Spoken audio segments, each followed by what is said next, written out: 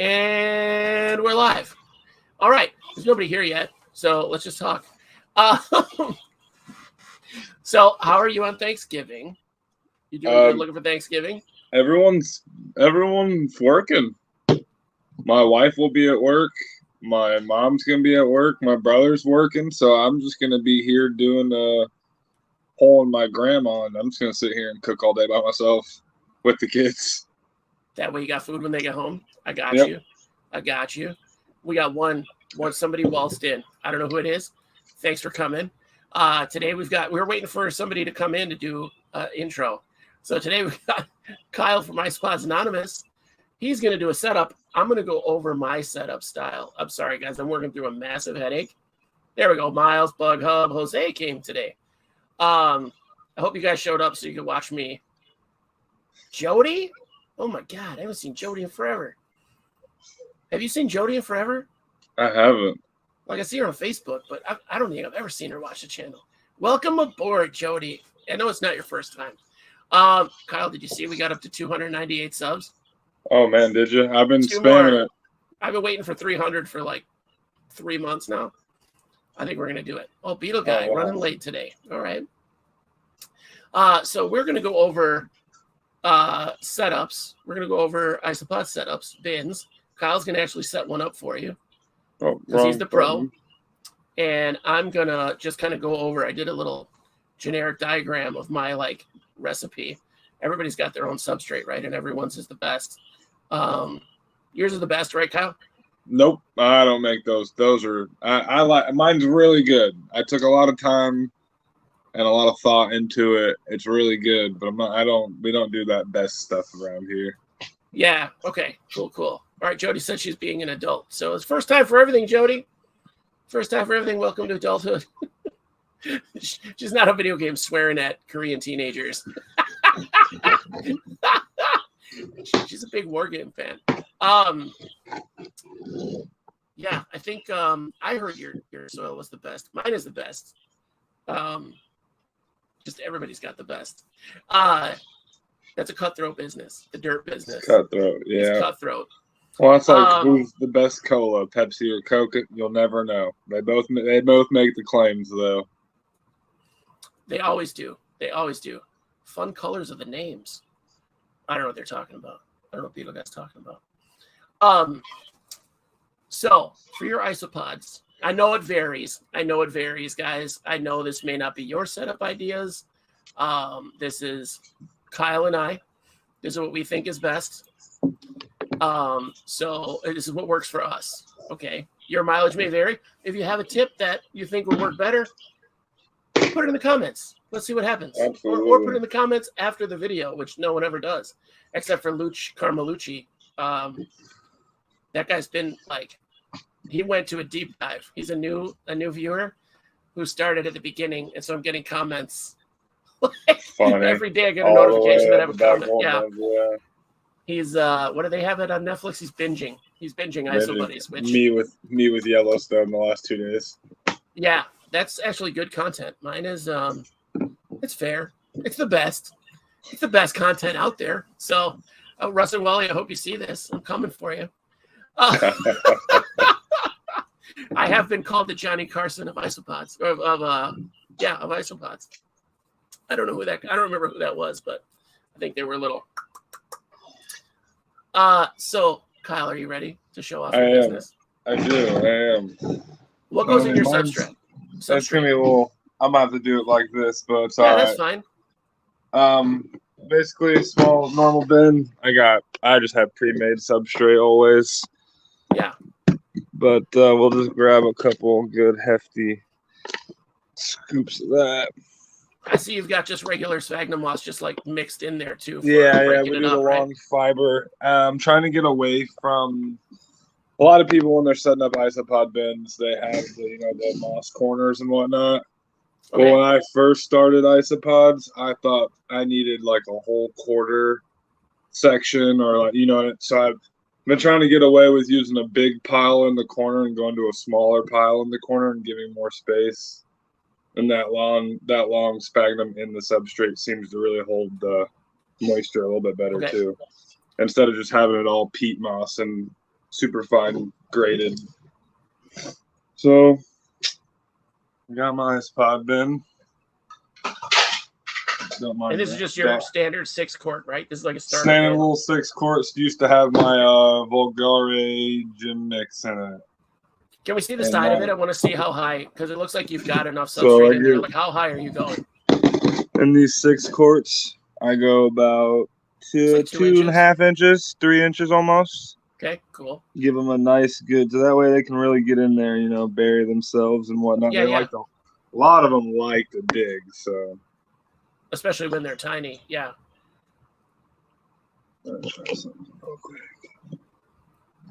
Heck yeah, we're working on Probably should have tested the camera theory out, but it works. So it works. Then, you know, me just being me, I always have a big old thing of pre-charged sphagnum moss ready to go. I think everybody does. Is it already wet? Yeah, mine's already wet, and I put a lid on it and let it just stay charged. So now we're gonna go with yeah, it's about the size I've been going down to when it comes to the peat moss in the corner. Just nice little ball, because then I'm gonna offset that with that piece of cork. That way, some of the cork's on the moisture and some of it's sticking off into the dry end, you know? Cool. I like to give them even a little bit of a gradient on the cork bark, you know, whatever helps. That's an old school. I think I got that tip from Wally back in the day when I first started. That was his big tip. At least their cork has a gradient now, too. It's half moist and half in the dry. For fun, I'm going to throw a piece of cholla wood just because I had it, but I'm also going to do the same thing with that. I'm going to take that all the way up to the moss, but leave some in the dry side as well. Cool. That way, again, gives a good gradient. They get to choose. I'm almost out of leaves in this bag, but... Are you stealing them from your neighbors? Huh? Those are the bags I steal from my neighbors. They think I'm insane. These are, actually, these are legit, because I went and drove up to Scott's house. These are from Scott's yard. This is his bag and his leaves. That's Isopod Freak Scott, guys. That's Isopod Freak. So I'm going to tear and shred some of these bad girls up, too. Okay. Dry and cover up the dry side, what we're going to call, quote-unquote, the dry side as much as possible. That way it does retain some type of moisture. The leaves are really good for that. And then, personally, that's why I like the deeper substrate, is that you can actually get if you do it right, you can get a gradient top to bottom as well. Oh, yeah. So you're getting both sides. So right now, since we don't have isopods or anything in, I'm going to take my handy dandy water jug and just spray that one corner side and the substrate that was over there. Get it, put it to a good squirt. That way it gets down and deep into the substrate. Gotcha. You just missed along the sides? On the wet side I will, so I'll show you. So now you can Sorry, did I dad joke myself? No, Biggs is stirring the pot already. We already kind of made jokes about substrate being. Biggs said we should call the substrate Isopod Anonymous Black and tell everyone else theirs is shit. You guys are getting me in trouble. Stop. Shots fired. Shots fired. So now that we got that all set up like that, I always leave this part right here bare soil. Okay. That way I create my feeding station there. That's where I'm going to drop all their food. So I can see them, because I usually leave the moss of my bins to the front so I can just do a quick scan and see who's getting dry, who's staying moist. Okay. And then I can also see their food station from the front. I don't have to open bins. I don't have to unstack people. I can see if their food pile's gone, and then, basing off of how big of the colony I know the colony is, I'll know some people get fed weekly, some people get fed bi-weekly, and then the big dairy cows and scabers, they get fed almost every other day. So I would imagine you hear that the bottom of it move. Yeah. But yeah, in a nutshell, man, super quick, super basic, super simple. And then you're full set up. Can I see the top? Can you pull the lid off? No, I've gotten away from this. I know, but this is a standard ventilation, guys, for folks. Yep. I've been talking to Jose Avila. I've been talking to the Bug Hub about some innovations, not with vents, because I love his vents.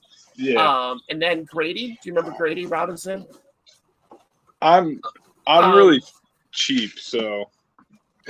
Yeah, no, that's fair. That's fair. But I mean, everybody has used the screen vents with the hot glue or silicone or whatever. I use a silicone because I have a ton of it all over the place for some reason. It smells so bad, but I use it. I like that it's kind of inert, essentially. I use the hot glue, but this is actually the style I've gone to. I still drill the 2-inch holes, but I'm using 210 aluminum mesh. So that way I'm doing my part and not letting anyone escape or get in. That's the key to these. It lets air and moisture, and that's it. So they're completely. And then I put one on the front, one on the back. That's just my standard go-to pretty much for all ventilation on all my bins. Some species vary. I know there's so many schools. I just put one hole now, 1 2-inch hole. That's it on the long side, and that's it. So, and that way they're side by side. I don't want, it's very dry down here in the winter, especially. Yeah. For me, I don't want a lot of ventilation that's going to dry it out too much. Yeah. There's so many people now that don't even use ventilation that it's crazy. I don't see the benefit to that, but they're not having problems with it. It's big people. So if your bins aren't fully sealed, like the lids, like I don't use sealed lids because I don't. Yeah. Isopods aren't escaping out of that lid part. What they're escaping out of is poor mesh like this. Yeah. Big, thick grade. But so I don't use gasket bins or anything. I use them for my springtails. That way, just to really help prevent mites and other things getting crossed into them. That mesh is actually kind of cheap, guys. Oh, I forgot. Now that we're talking about mesh, this is a hot mesh right here. Hopefully, this is what everybody's here for. This is. Let me see if I can get the light off on this. No, didn't help at all. So this is fruitcake flavored Mountain Dew, you guys. I don't think I forgot this. I think my mouth kept it from my brain. So are you ready for this, dude? Yeah, smell test first. Let's I'm drinking peach juice. Jeez, I can already kind of smell it. Oh, okay. This is I can't describe this. Like, picture gummy Christmas. It smells like gummy Christmas. Okay. I don't know how I feel about that. I don't know how I feel. Is that Springtails you got there, or what is that? You shipping out? These are actually bins of Isopods I went through earlier that I lost when I moved, and everyone crashed. So, like my T negative albino, vulgare, my pearl nasatums. There's only like 2 or 3. Yeah, there's like 2 or 3 left, so they're just living in here. And I was actually checking on them. I probably should water them. Hope for the best. This, I don't know if you guys have Michael's by you. Is Michael's a national chain? I know you have it by you. If you're in comments, you have Michael's or the Ascent, like something similar. Like, what is it? The craft store, and you walk in right now, and it's for us, yeah. Yeah, you walk in and it's like cinnamon and pine cone diaper smell. That's what this tastes like. This tastes like that smell. That's horrible. Yeah, you know how you breathe it in and you can taste that? Yeah, like it's like the smell of Christmas and potpourri at the same time. Yeah, like concentrated Christmas shart is what it is. And this is that taste. This is that taste. It's not, to be fair, saying that, it's not as bad as Coca-Cola Dream. It's not as bad. Oh, that guy's gonna like a dry side, I think. He was over here playing in the plant. That's what he was doing. He was in my plant playing it. Oh, of course he is. Oh God, guys, it's the aftertaste on this that is real. I'm gonna set that aside. That's all I'm gonna do on that. The aftertaste is the killer. So now with your substrate, we've talked to a lot of people about their additives and what's in it. I know yours is a little more, I want to call it organic, because it's kind of, there's not a lot of bells and whistles. It's like all the basics that the Isopods need. Yep. Without like trying to fancy it up or do something I tried silly. I'm trying to really think about what each like individual species would be around or eat in the wild, and I kind of just took that and put it all into an all-in-one. That way, you know, this soil is just as good for a cubaris as it is a Spanish giant. It's gonna have everything they need, and they might not need that specific thing, but it'll be there for them if they want it. Yeah, I feel like they can ignore it if they want to. We just went to Five Guys tonight. I saw some of those high-tech Coke fountain. I have seen those Beetle guy. Yeah, and I love them. The fountain drink machines that let you put whatever flavor you want in there.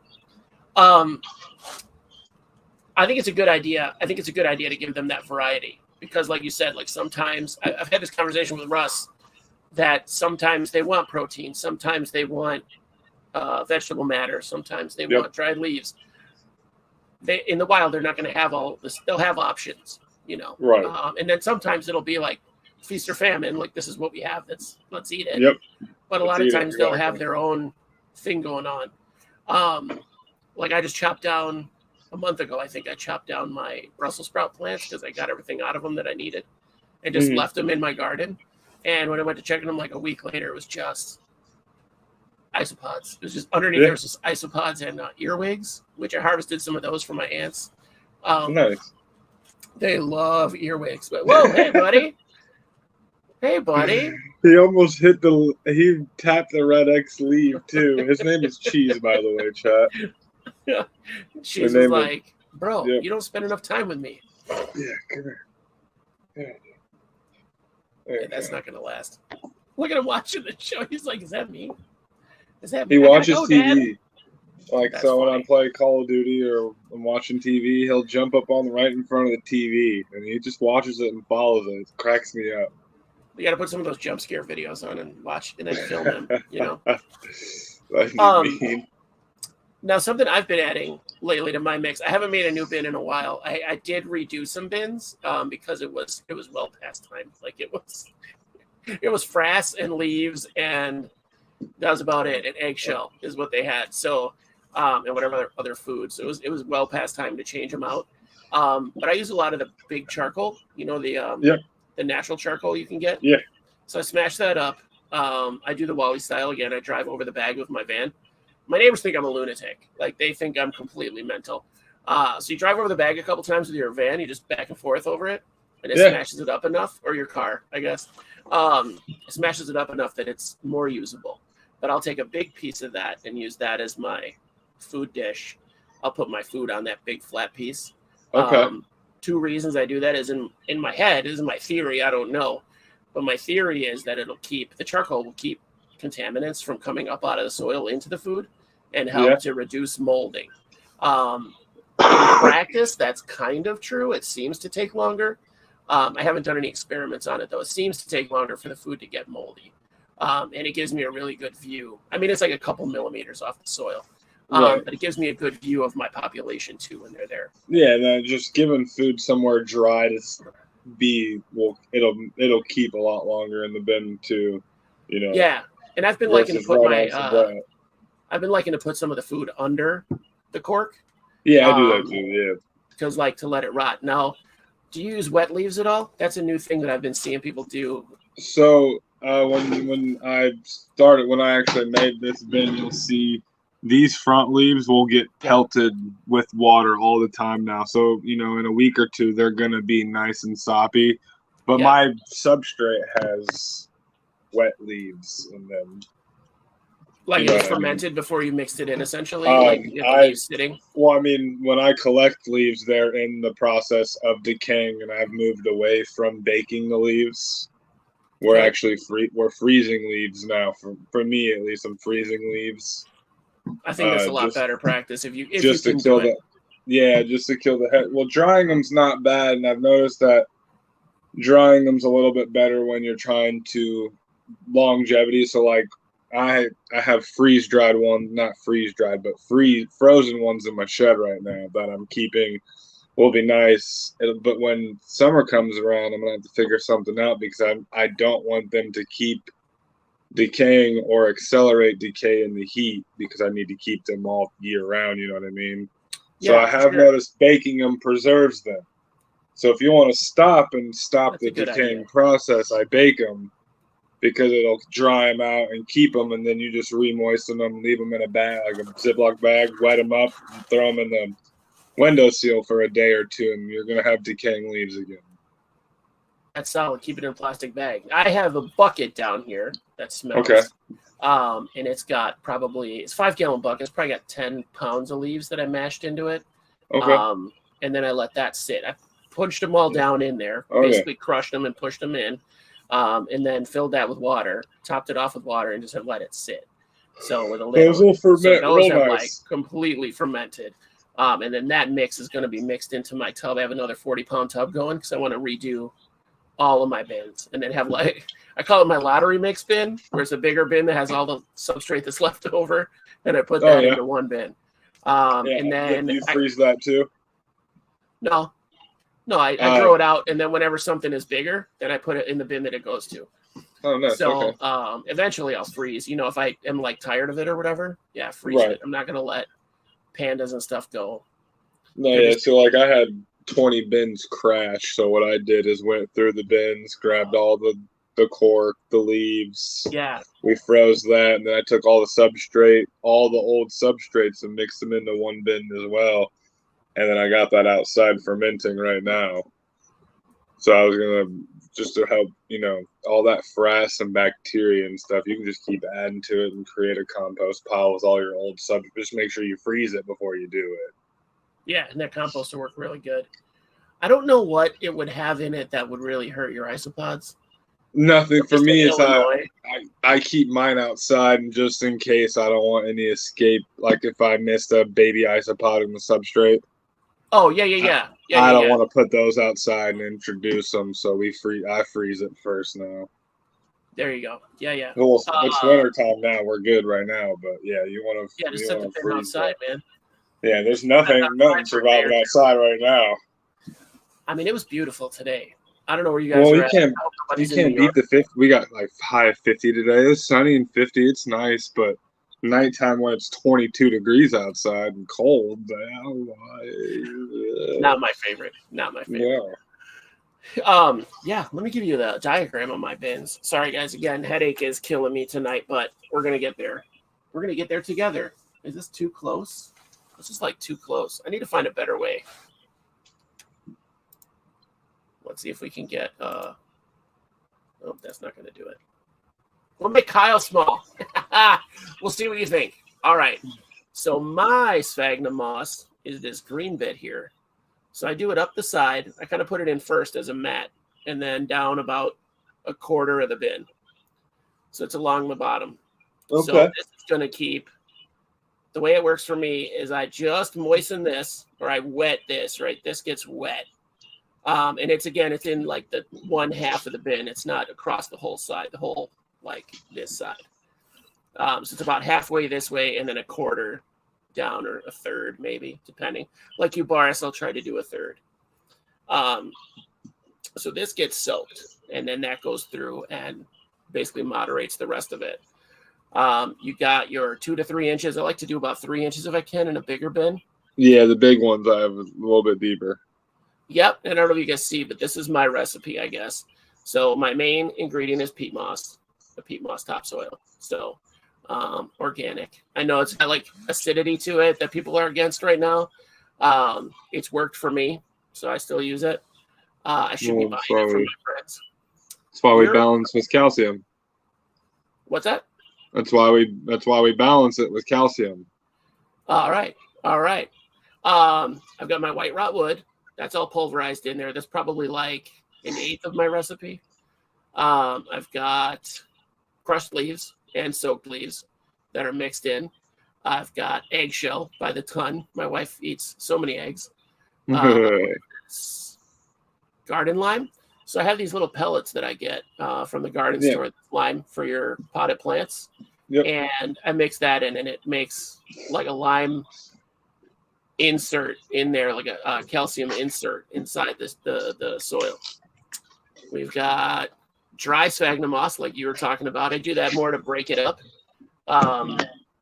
For me, it's not about the moisture gradient. It's about breaking up the soil to make it easier for them so it doesn't compact.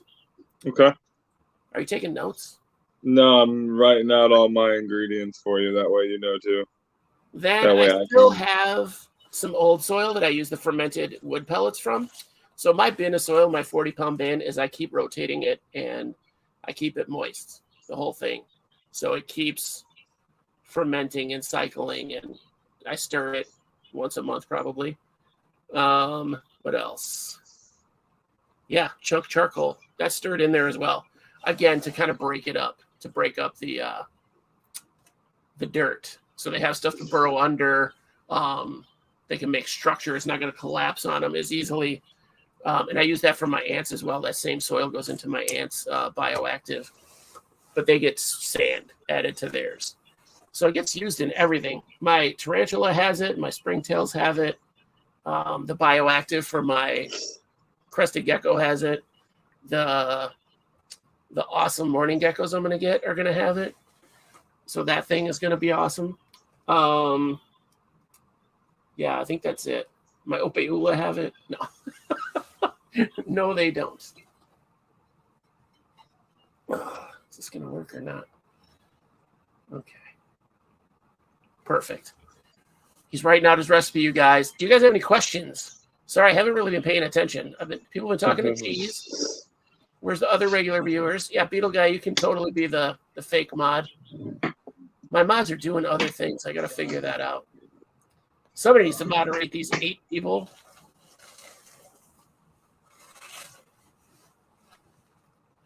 I used to get on myself pretty bad about a small live stream audience, but it's like pretty solid. For a live stream, it's pretty solid audience. So our substrate idea was pretty similar. I mean, I'm numbering them right now. I tried to keep mine as basic as possible. It's about 12 ingredients total, but I'd use usually about 1 part peat moss to 2 parts of organic topsoil and compost. Okay. And then we have argonite sand. We have pelletized dolomite, and I use oyster shell flour as well. Okay. We have springtail clay, the red arc springtail clay that has all the sodium bennonites and stuff like that in it. We mix that in with white rot wood, crushed leaves and whole leaves. I like to get a lot of crushed leaves mixed in really good, and then whole leaves to slowly break down over time. We use alfalfa meal and crushed charcoal as well. All right. So about 12 ingredients total, but I use 3 different forms of calcium, technically 4 with the springtail clay, but I like to offer. I'm not a big Cuttlebone fan, so if I can get all the calcium they need into the substrate, beautiful, and then I can add more later on. 6 months to a year down the road, I can add more. Yeah, I think it'll be fine. You know what? I was talking. I think I was talking to Ryan Pavey over at Springtails US about Cuttlebone because he was going on about oyster shell. There was something else he was talking about too. Maybe it was the oyster shell flour that I hadn't heard of. I didn't know that was a thing yet.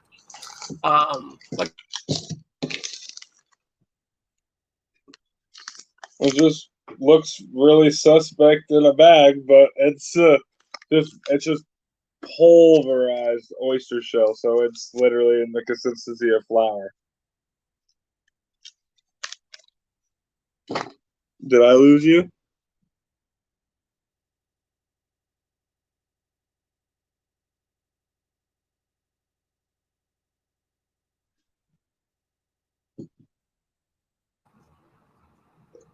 Am I back? Yeah, you're back. Can you all see me? All right. Yeah. You didn't hear all the swears I was making, right? No, I didn't. No, you couldn't hear that. 12 secret leaves and spices. There's Luch Carluch. Yeah, I think oyster shell is the way to go because cuttlefish are too awesome to try to. I know that they say it's like replenishable and farmed and whatever, but I'm not a fan. Me neither. Ooh, let's ban this person. Like my photo. F you.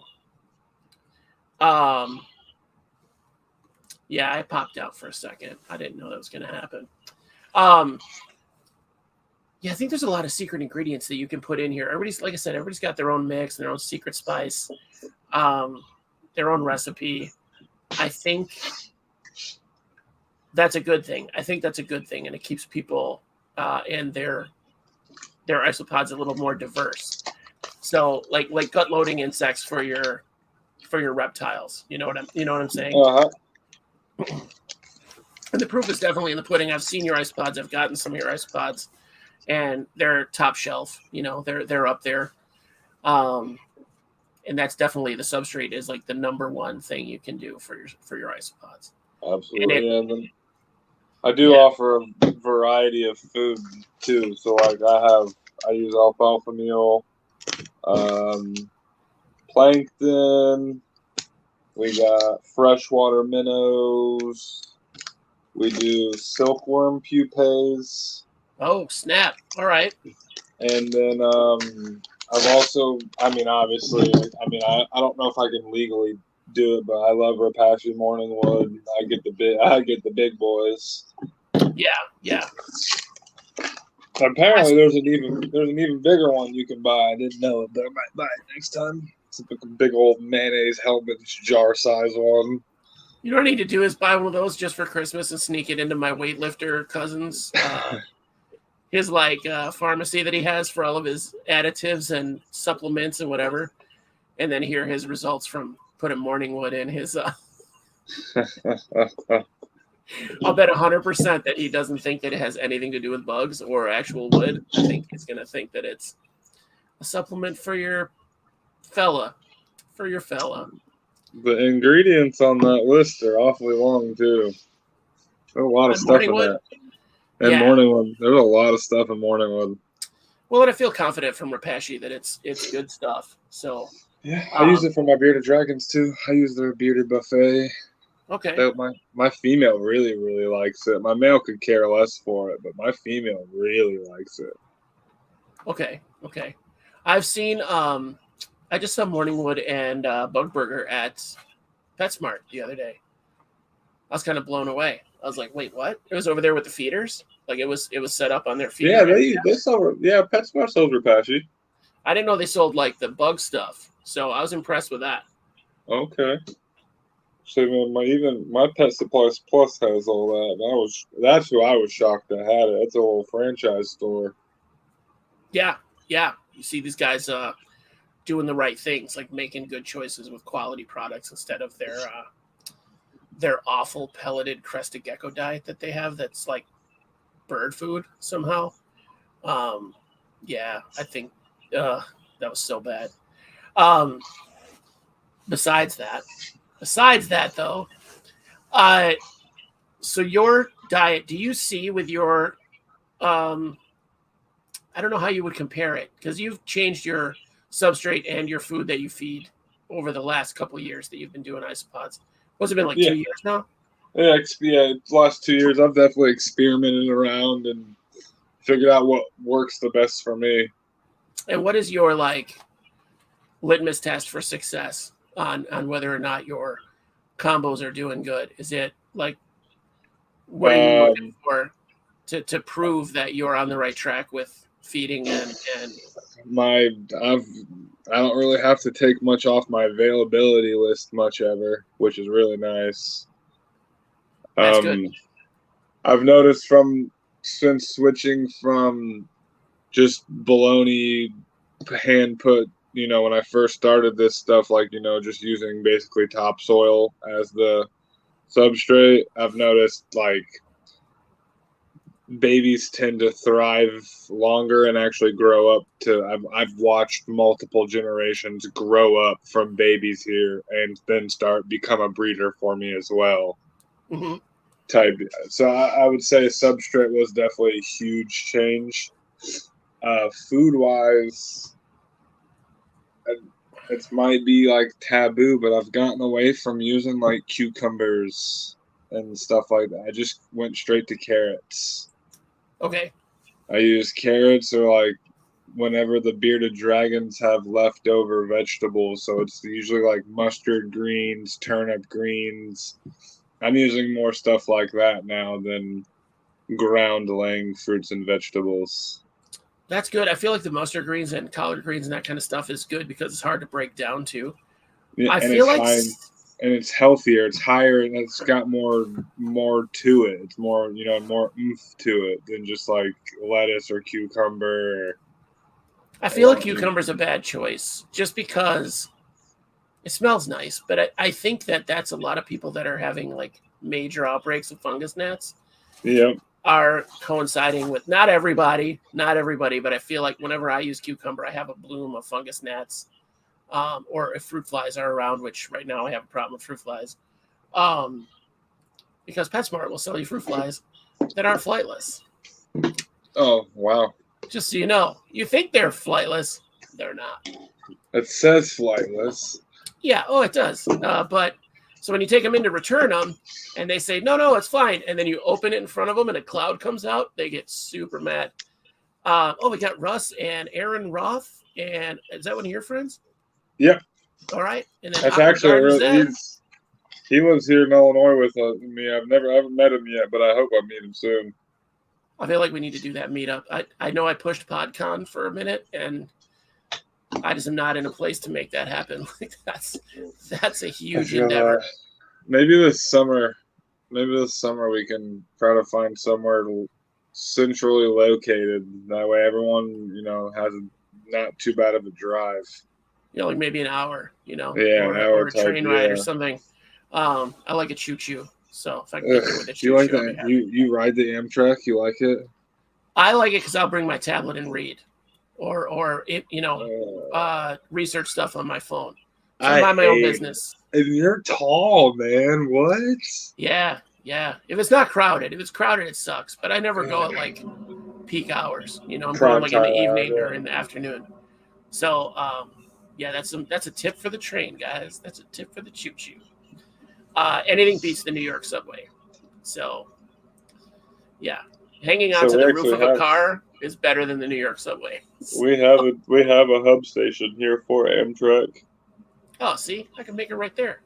Yeah, you literally could come all the way to downtown Champaign on the Amtrak. No problem. I'm there. I gotta go, guys. I'm gonna head to Champaign. It's like 3 hours. It's not too bad. Oh, I could take a nap. Oh man, with all those people around, just me cutting logs. Speaking of logs,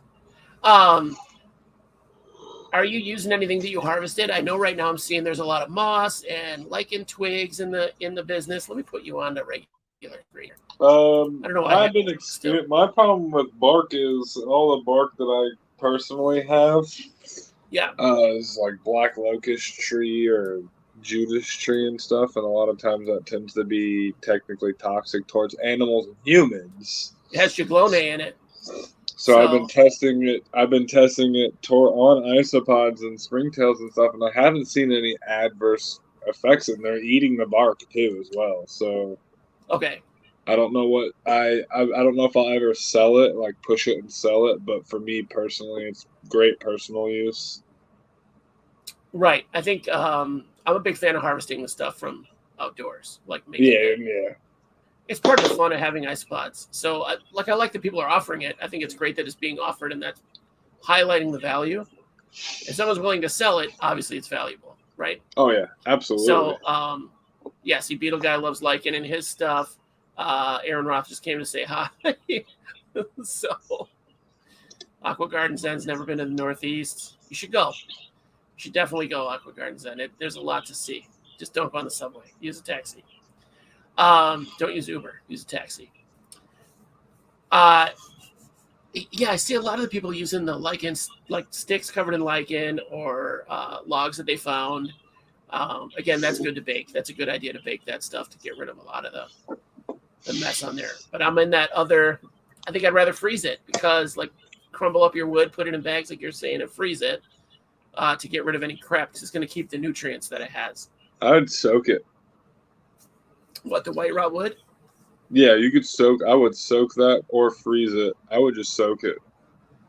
That doesn't like, is that going to break it down a lot faster or no? Nah, you're just gonna get all the bugs and hitchhikers that you don't want that are all the way deep inside. They'll soak it for 6 hours. You'll be good.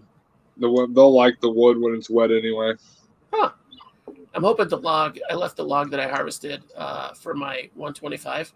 I pulled up a 7-foot log out of where I go to the cemetery, just off into the woods. There was this like 7-foot, just round. It looked like it might have been like a perfectly round log. Like there's no sticks coming off it or anything.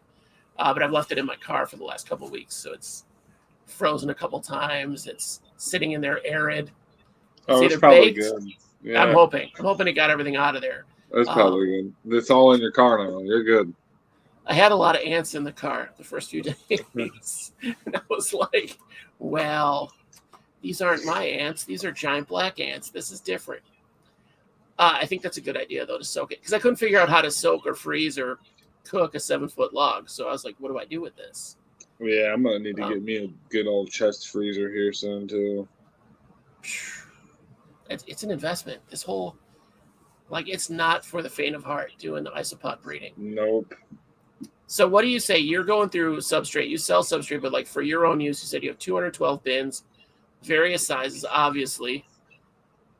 Oh. What are you going through? I'd probably say I put about 1.5 pounds in 6-quart bins and about 3.5 pounds in 16-quart bins.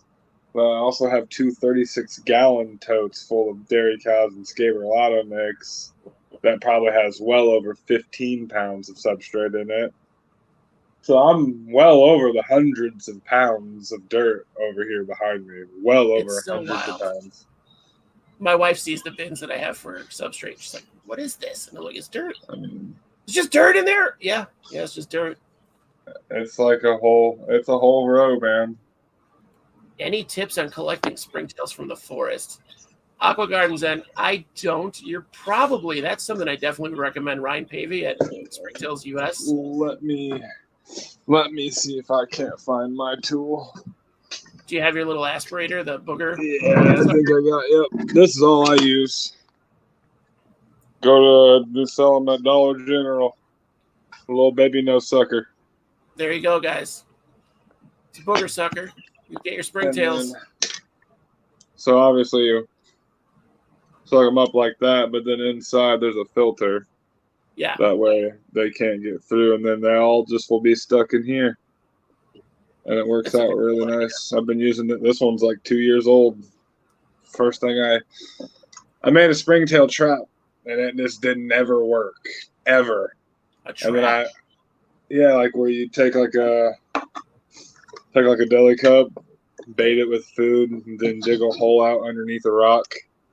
Put this in there, put the rock over on top of it, and try to, put little minuscule holes in the lid and try to get things to go down in, but make it harder for them to get out. I never catch a single springtail that way. I didn't catch a single one. I had that trap underneath there for months. See, that's what happens. You got to put some mold under there. I haven't looked. I haven't gotten that close to the ground in a long time to look for springtails, but you guys definitely have me wanting to, because the cool, like the globular ones that we have in Illinois, are really intriguing. I think they love my black locust tree. Those black and blue ones, the snow fleas I was finding last winter. Yeah. Hopefully I find them again this year and not mess up culturing them. I had them going so good too, and I messed them up.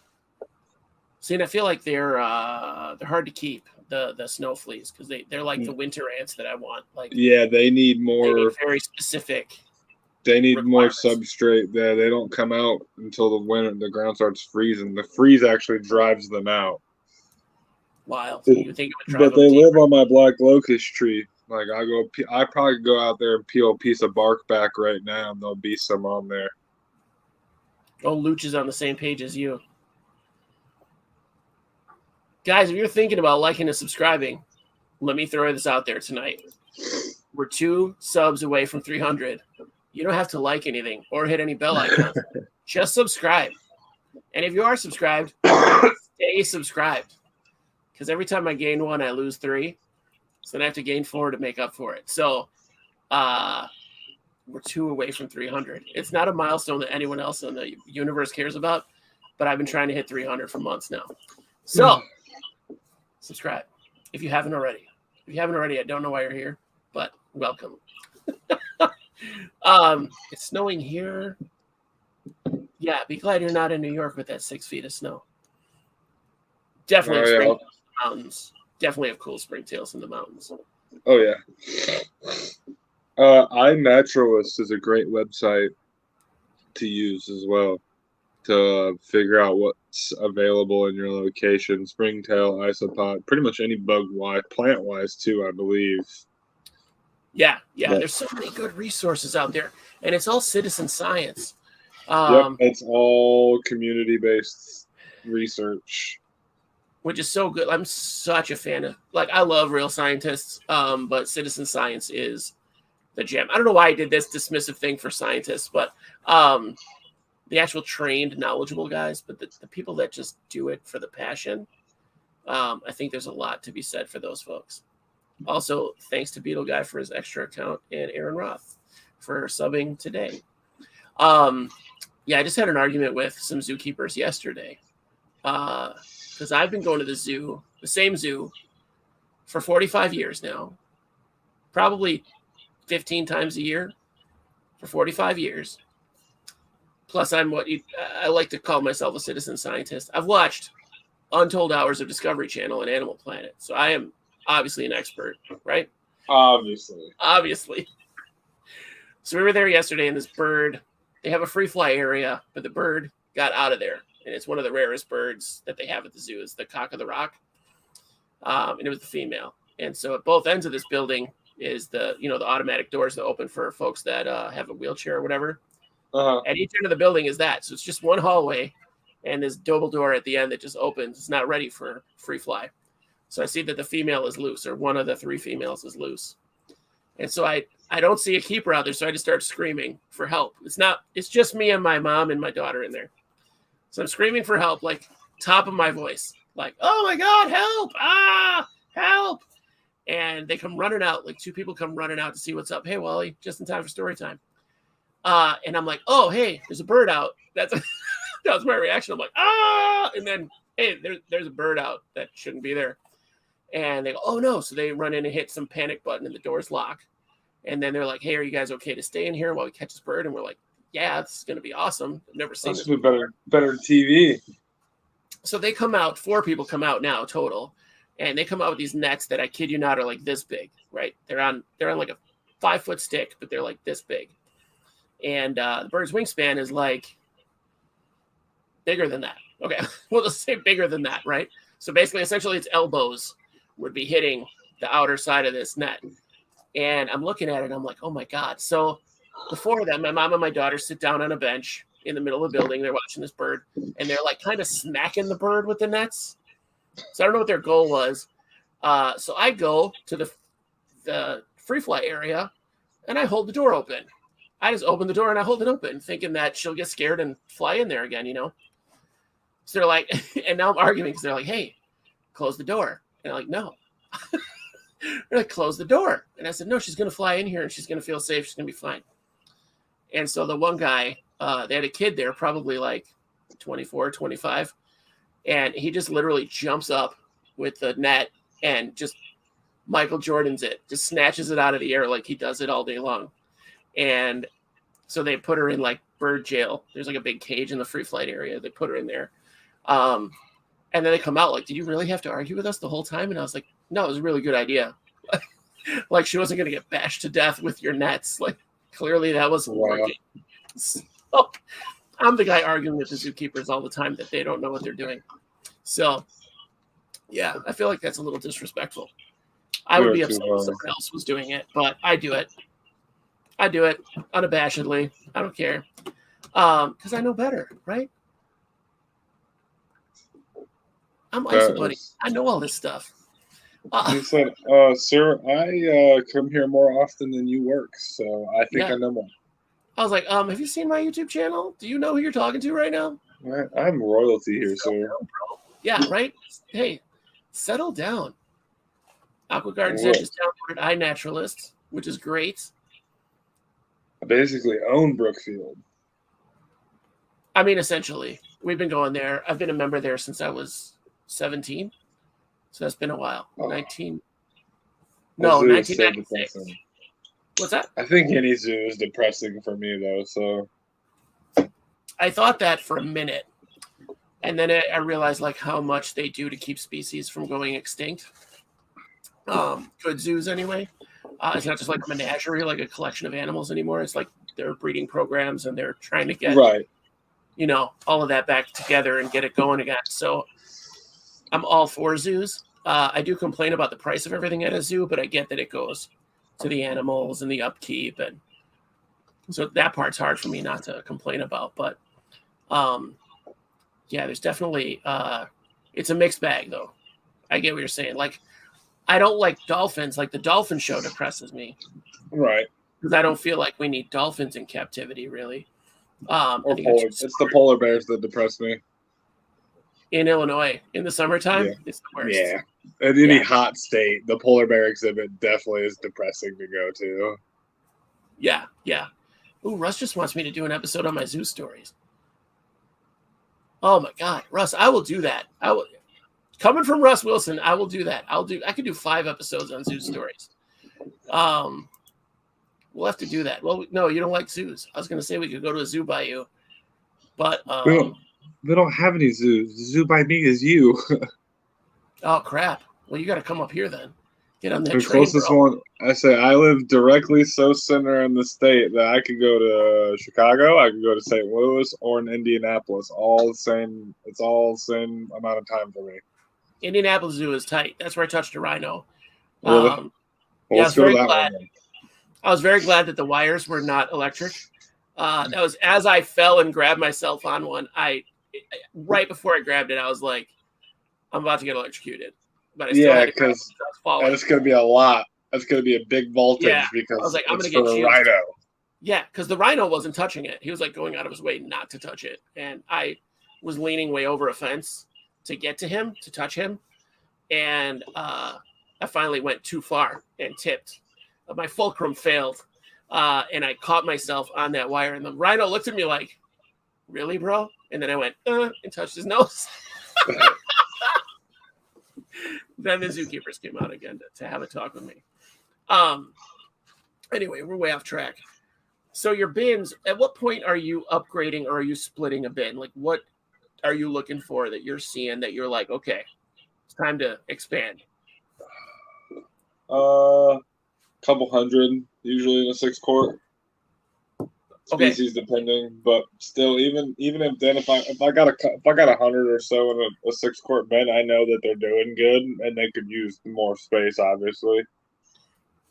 But that's what it's. That one's all really basically what you think, because it's like judging how you like your bin to look. Because I've seen some of my bins I've let go to the point where I'll say, like, look at these guys. I can't keep stuff, and they eat their leaves so fast. These are caramel lavis.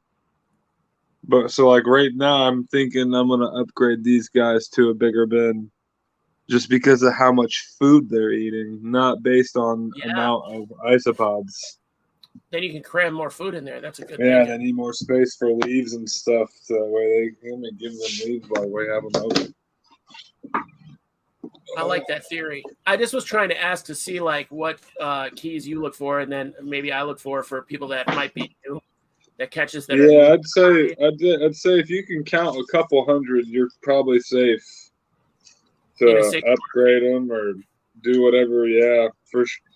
It's a pain in the rear when you do it though, because I got a bin of Japanese red skirts over there. I still haven't been able to throw away because every time I go back through it, I find 20 or 30 more. And that's not a cheap. That's a pretty hefty price tag on 20 or 30 red skirts. Like, that's not throwing it away money. It's bad, and I probably have hundreds in the new bin already, and I still have the old bin over there because literally every time I go through it, I find 20 or 30. Unbelievable. They're just so small. Getting them out, it takes time. So I've had 2 bins of them for 3 months now. I mean, keep it going. Whatever. Then you're producing out of 2 bins. You know what I mean? Just set the other one up again. Oh, Wally, don't get me started on dwarf whites. I'm about ready to throw them all away. I'm about ready to put them all outside. Oh, wow. So they can winterize? Yeah, then they'll learn how to survive in the winter. Yeah, no shit. They'll winterize here in Illinois and survive. Snow pods. We'll call them snowflakes. Oh, yeah. Dude. Brand new Isopod. I keep my dwarf whites in jail. They're behind that left door down there. So they're in a sealed box on top of being in their Isopod bins. I swear I would keep them in a different room. Oh, I'm not letting them get out. Aqua Garden Zen's crumbling leaves down to a flake. Yeah, we were talking about that too. Yeah, go back and watch. We've got some tips for leaves. I don't like to recap. You can watch the rest later if you came in late. That's up to you, or don't. It's up to you. As long as you're subscribed, I don't care how much you watch right now. I need those 300 people. Call your friends. Get your mom on here. Wasn't she on here the first time you came in? The first time you were on the show, wasn't your mom a viewer? Kyle? Me? Yeah. My mom's a viewer? Was she your first episode? I thought she was your first episode she came on and watched. Was that you? No, I don't think so. I'm thinking of somebody else. I swear it no, was your definitely mom. Wasn't me. No, yeah, I only lived with my mom just recently. I think it's your older brother. I'm envisioning that it's our mom that came on. My mom's not a sub either. I tried to get her to do it today. I don't think my mom has. I don't even think my mom has a YouTube login. I think she just uses YouTube like without a sign-in. Oh wow, just like anonymous? Creep. Yeah. What a creep. Oh. Yep, Aqua Garden Zen. Everybody hates I have 300 now. We did it, you guys. It took Beetle Guy's extra account, but we did it. Yeah, I feel like almost everybody. Are you passing out on me over here? I'm so tired, dude. Oh my god, it's bad. Snipe showed up. Look at that, man. We just got over COVID. We tested positive for COVID last week. Oh, so you're not really over it yet. It's still kicking around. I feel a lot better, but the kids can't go back to daycare till tomorrow. So I had them all day yesterday and all day today, and we played so hard today. They wore me out. They're pretty crazy right now. The kids are. Yeah, my daughter's in this superhero kick, so it's all about racing. Like she'd wear the Flash, and there is an ant in here. Did you show her Superhero Girls on Netflix? No, I don't. Dude, think I want to. Get on it. Not only is it a good show, you'll be entertained. She'll love it. I've been making her watch. I made her watch SpongeBob today. Of course you did. Of course you did. Every cartoon I watch that I try to get my daughter into, she's like, "No, Dad, I don't know why you would make me watch this." Well, understandably so. They're not huge fans of Courage the Cowardly Dog. That show scares the crap out of me. So yeah, I love it. I used to watch it so much. Watch that show. I love it, but I wouldn't let Faith. No way. She's scared of everything. Yeah, we got like 3 episodes deep before Freya was like, "Daddy, I don't like this." Yeah. So here's a question for all the parents in the audience and Kyle. So let's say your daughter's 4.5. She's going to be 5 in February. Let's say, and she's adorable and she's very talkative and she gets stuff. Let's say she tells you over breakfast at a restaurant that her shadow wakes her up every night to play. How do you handle that? I checked the closet for pentagrams or any kind of things that maybe the old owners left. That's rough. Scoured. I looked under her floor. Her floor's right here. I was terrified. I watched too many of those movies. I was like, wait, what did you say? We have to move is what that means. Son discovered Ren and Stimpy. I hope my daughter says something like that because I was going to cry. Dude, I was like, what did you just say? I freaked out. My wife was like, what do you mean your shadow? So I was like, we got to get an exorcist in here. I don't know what to do with that. Oh, man, that's too funny. I can't watch those movies. Like those keep me up. Like anything with like possession or like haunted houses. I'm like, oh boy, no good. We could do a whole other story. I watch ghost videos before I go to bed every night. Like the ones that are like legit, like the ghost hunter guys or whatever. No, like the home video recorded, like people CCTV. Okay. And stuff like that, like the freaky stuff. The actual if ghosts are real, that's the video it got exposed in type deal. Not no ghost hunter adventures. I don't like that. Those guys are a little fake. Yeah, Wally would grab another bowl of cereal for the shadow. See, my daughter's not teasing me though. She's not afraid of it. She just is annoyed that her shadow's waking her up to play. So I literally I want to stay up at night and just sit by her door and listen. But I feel like the shadow's probably smarter than that, right? He would catch me. I don't know. Malevolent beings are different, man. I feel like it would know. I feel like it would know I was there and it's there messing with me. I don't know, man. I don't want to get into ghost stuff. That could be a whole other episode. You want to come back for a ghost episode? I want to go ghost hunting. Let's go ghost hunting. Let's do a live stream from an abandoned building. I'll have one camera that I'm looking through and one camera over my underpants. So when you see me soil myself, you know there was a ghost. You know, I wasn't like, oh, something touched my leg. Let's go to Mantino. Now, here's the thing. I know we're doing story time today. We're way off the rails. I literally used to live in the back of a cemetery. Like, this is for real. So there's a cemetery in Joliet that my grandma, somehow she worked a deal with these guys and got an acre. You drove through the cemetery. That was the only way into her house. Like, you drove through the cemetery to get to the back of the plot, and then her house was back there. She had a trailer back there. It was really nice. So when she moved out, she moved in this apartment building for the olds, but she still had this property. Like, she still owned it somehow, or at least I don't know what the deal was. But if you were down on your luck, you could just go stay there. So I went to stay there for I think it was a year. I just kind of got comfortable, and the stuff that happened while I was living there changed my life, changed my outlook on stuff. But yeah, I don't go looking for ghosts. My grandparents in Bowling Green live on a Civil War cemetery. Yeah, see that? I feel like, that's a bad news. Gather isopods while ghost hunting. If we catch a new species, we have to call it the ghosts, right? We have to call it the ghost pods. Yeah. It's the only logical thing. Bachelor's Grove? Yeah, Bachelor's Grove is out here. I haven't been there. Now that grandma over your underpants, that's going to keep me up tonight. Is that place haunted? Whatever they just mentioned? Bachelor's Grove is crazy. If that's the one I think it is, Jose, is that the one with the building that appears and disappears as you're walking through the woods? I'll have to hit up Jose and see where that's at. Just Google it. It's pretty famous. Just Google it. I think if it's the one I'm thinking of, I think so. She's not seen Peter Pan. My daughter's not seen Peter Pan. I want to go to Mantino really bad. Mantino? Out by you. Well, come out, man. Let's do some stuff. You can stay down here with all the pods and bugs and shit. You can do that. Yeah, I would. I think go Mantino to Bachelor's Grove. All right, we're gonna go to Bachelor's Grove when you come up here. I bet. Yeah, it's a new level. All right, so back to isopods. So, would you say cutting square holes in your bins is easier than with a knife? Yeah, just use a utility knife. Yep. But yeah, the lids are really easy to cut squares because it's just easier than to cut a circle.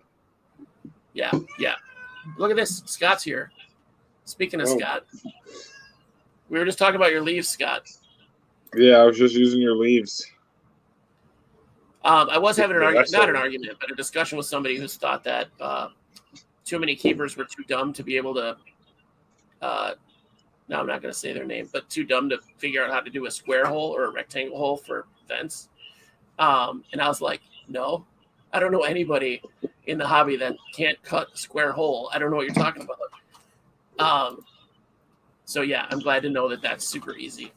Yeah, I mean, it's a square, guys. I believe in everyone watching this video, whether it's live or 6 weeks from now. I believe in your ability to cut a square. I feel like a square hole is easier to cut than a circle hole, unless you have a whole saw. Yeah, I finally got the bit for glass. Now I just have to find out if my tank is, what is it? My brain says cauterized, but that's not it. Acrylic? Tempered glass. Usually all fish tanks are tempered glass. Maybe that's not the right word. What's the thing that it shatters, guys? Somebody knows. What's the type of glass that it shatters if you try to cut a hole in it? I'm pretty sure it's the difference between tempered and non-tempered. I don't know. We'll find out in a minute. I think so. I think you're right. I think it is tempered, but not all the tanks are tempered. No, all tanks are tempered. No, I'm hoping the 125 is not, because I don't want to run cords out of the tank because it's really hard to keep the ants contained with a cord coming out. So I don't want that at all tempered. It is tempered. Bad glass. It is bad glass. Now, would you do something different for your isopods in a bioactive for something else, or would you say your substrate's totally fine and beneficial for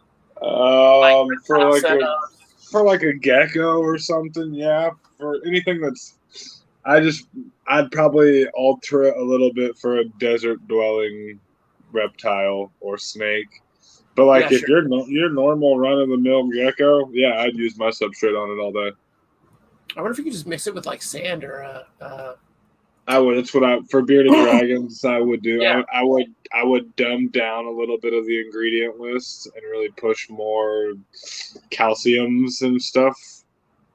Yeah, because you'd have to have more sand at Aqua Gardens. More clay too. I'd probably add more springtail clay and actually make it into pebbles and just really give it that esque of Australia. Yeah, I think that's a good idea. I'm working on making little like platters of the springtail clay for the bioactive that I'm working on now as feeding dishes essentially. So springtails will kind of congregate there as well. So that'll be good. I think there's just so much potential in all the things that we do with our isopods and for our isopods. So I love talking to keepers. I can talk to a keeper every week for 12 weeks and come up with different ideas after talking to each one. So I think it's awesome. I've already come up with ideas on how to modify my own soil, like the limestone or whatever, the oyster shell flour. Maybe I heard that before, but that would be super easy to just mix in. So yeah, and the springtail clay is, pretty obvious because the clay soil is not a bad thing either. Nope, not at all. And the clay actually helps, like, what I've noticed when I mix it into my substrate, it helps create those barreling tunnels and keeps them to stay instead of collapsing in on itself. Yeah, as long as you're not keeping it too moist. Yeah, if you moisten it, it's just going to sog down. The clay at ballparks. Is the clay at ballparks the stuff for springtails? I don't think so. No, I would. That's like funny. The clay they make pottery out of, like it's art clay. Stuff. Yeah, it's art clay. Red art clay is the base of springtail clay. Okay, and that's not the same as the ballpark clay. That's like, I don't think so. Yeah, I think I'd assume baseball clay is way more expensive too. Like way more expensive or cheaper. I mean, you think it's cheaper? You would think it's probably it's more expensive in the quantity and size, but like malevolently speaking, like when you get on a molecular level, it's probably a much cheaper version of clay than the red art clay. I honestly think it's like somebody else is into sports probably knows this way better than me because I don't know, but I think it's just like crushed up the same stuff as flower pots are made out of. It wouldn't surprise me. Which is essentially, I don't think that has any calcium to it at all. So, plus it's so processed. So clay from an art shop is ideal. The powder. You want to get the powder Aqua Garden Zen. And then you want to mix it with a lot of calcium powder too, right? Yeah, calcium bentonite, sodium bentonite, a couple other things I put in there. Ryan would know a lot better than me as well. Yeah, he's got a solid. Baseball clay is calcined clay. I use it for incubating gecko eggs. Wait, ballpark clay, like for the warning track, that is called, I don't have my glasses, turfus. It is a high-fired absorbent clay. I'm sorry, Russ is here. It's turface. Turface. There we go. We got a new one. That's Italian, right? Is that Latin? Dude, you look asleep. You look so asleep. I was reading the comments. Okay, all right. You were like, I'm still. What? I'm getting. It's bedtime for me. It's past my bedtime. Do you need me to send you a tasty treat? No, God, no. That thing sound. I looked at them. I saw the cans at the store, and I was like, no, thank you. They're pushing it hard. This is like, you make someone drink this on a dare. Guys, for Wally and Russ and whoever came late, this is not as bad as Coca-Cola Dream, but it's close. The aftertaste on this is Christmas Michaels, is what we came up with. Yeah, the foyer of Michaels. Oh, shoot. All right, so we learned turface. We got gecko eggs. I'll forget all about turface by tonight. But does anybody else have any questions for setting up your bins? Anyone? I'm going to give them a minute. So you're in Central Illinois.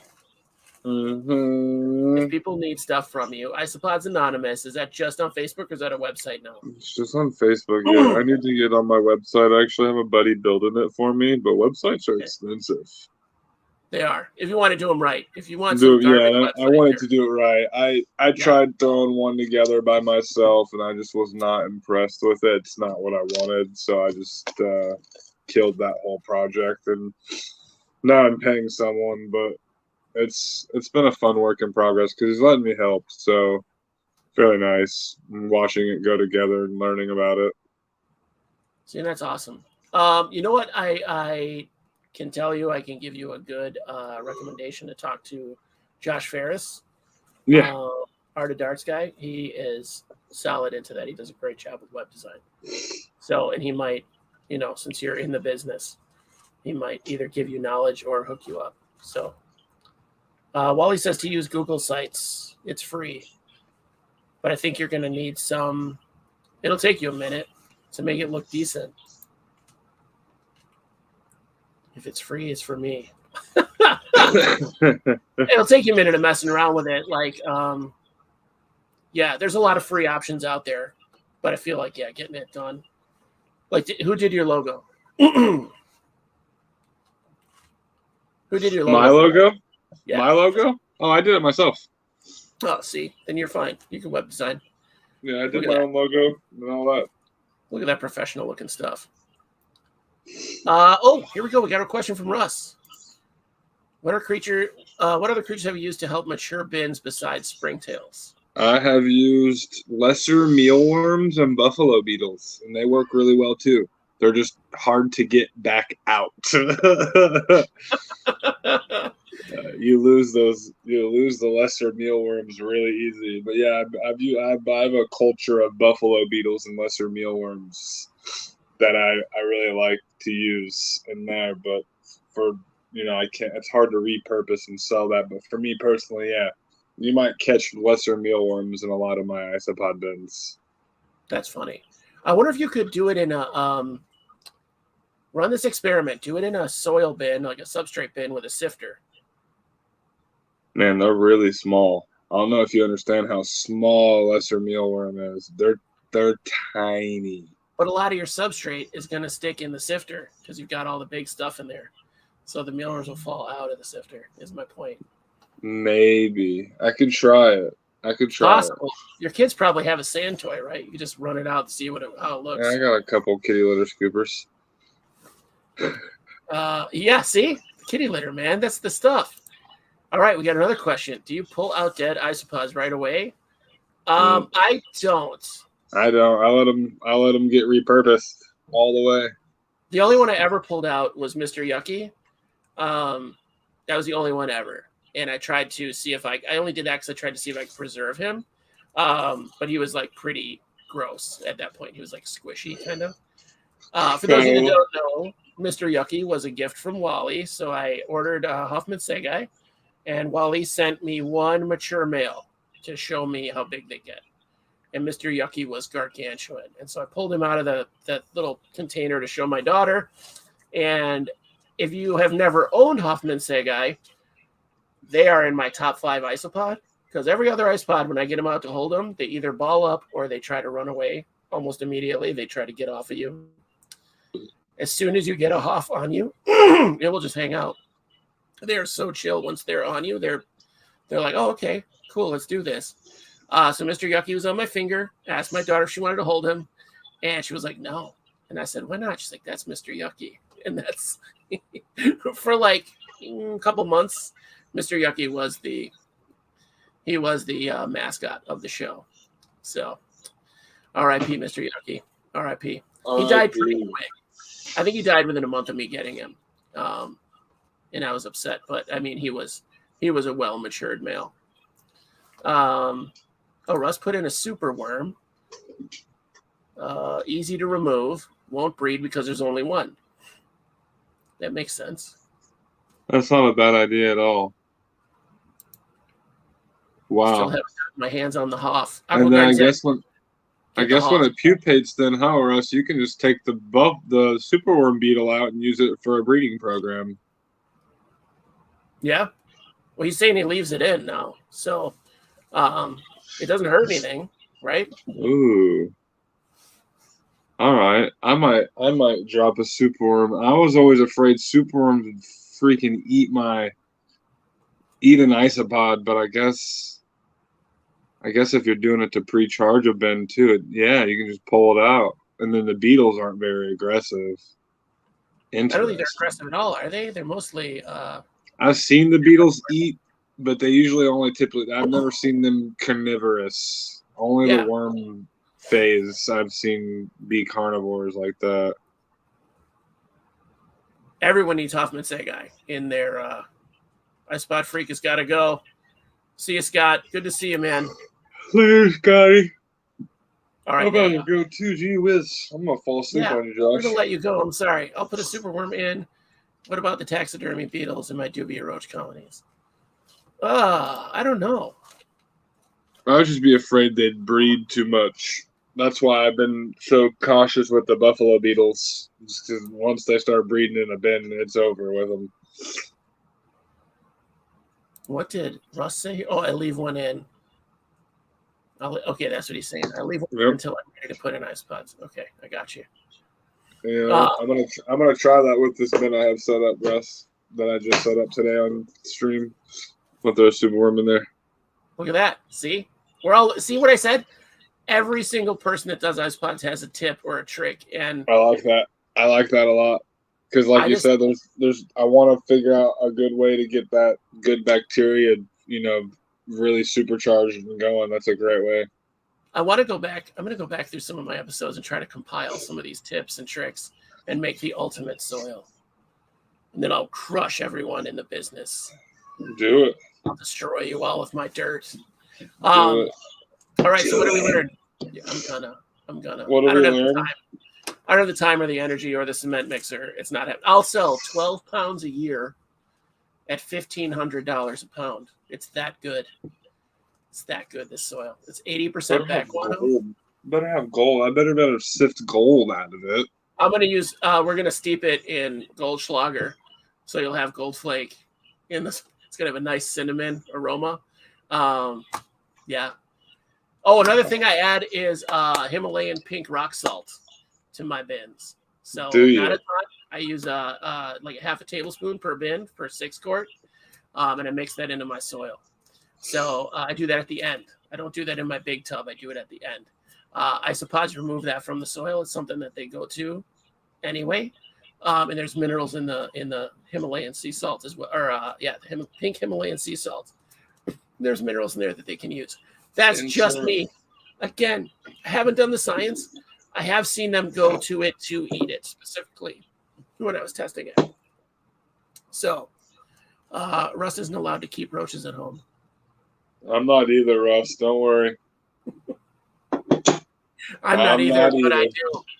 I'm not allowed to have tarantulas either. I watched all my roaches get. I'm not allowed to have this either. You're gonna get in trouble, Josh. Someday. Now that's the problem. Like, I'm not supposed to have that. Nobody else has a tarantula that just sits there in the front all day. She'll sit there all day. As if I'm down here, she comes right out and sits right there. It's ridiculous. Everybody else's tarantula hides like a normal tarantula. Not mine. She's got to be like, hey, catch me. Mommy. Hey, catch Daddy. You got food for me? No, she has not eaten. I've had her like 5 months. She won't eat. I've tried everything. I've tried, you know what? I'm sorry. She ate a hornworm. And then I tried him again, and the hornworm just died. So it didn't have anything to eat. So I gave the dead hornworm to the ants because they'll eat anything. Okay, guys, I think I'm going to let Kyle go. I'm going to stay on for another 10, 15 minutes and just talk about stuff that's coming up. So, Kyle, go get some. It's serious. I'm going to have to go get Nigger and go to bed. Yeah, go get those kids and just cuddle those kids and have a great sleep. I'm glad you're back with them. I love you, brother. All right. Big love. Be in touch more often. All right. Oh, he's gone. He just signed off. Yeah, Kyle needs to go to bed. I've never had a guest that tired. I want to send him some coffee. Poor guy. So, guys, coming up, we have, it's still kind of up in the air, but while he's here, he can say if he's going to do it or not. Podsgiving this year is hopefully December 6th. It's going to be me, Wally, and Russ. That's the goal. We're waiting to see. I know Wally's super busy with the 12 Days of Gecko Christmas, Supreme Days of Christmas. I'll never get it right, but I'm going to put a link in the down there part probably tomorrow because I got to go take care of some stuff tonight. But I don't know, H.L. Codes? Is that a spider? Oh, that's a roach probably. A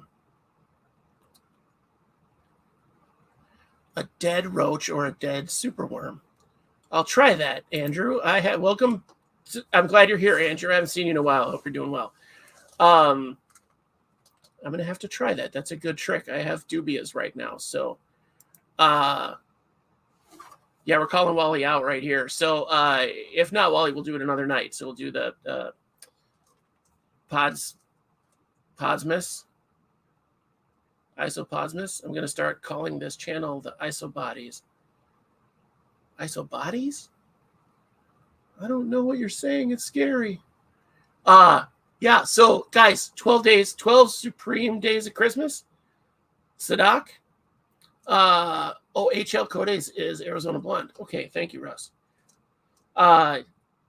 Get on it. If you haven't gotten on it, share it, spread it far and wide. There's like $20,000 worth of stuff you can win this year. The one drawing is going to have $1,000 leopard gecko.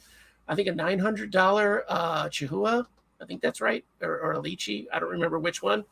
It's not my thing, so whatever. I know I want the lychee because I feel like the $1,000 leopard gecko is a responsibility.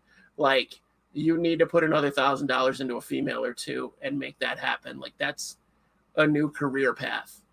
At least that's how I look at a $1,000 lizard. So, they're past $20,000. So, all right. So it's past $20,000. Wally, are you down for the 6th? Like I said, I know you're probably going to be busy, but it's Podsgiving. It's Podsgiving. I found out there's a canned, I think it's real. It's in a can. It's a Thanksgiving dinner and it's just layers. And I will eat that on the show if I can. If you'll come on the 6th, Wally, I will eat that on the show if I can find it. And I will look.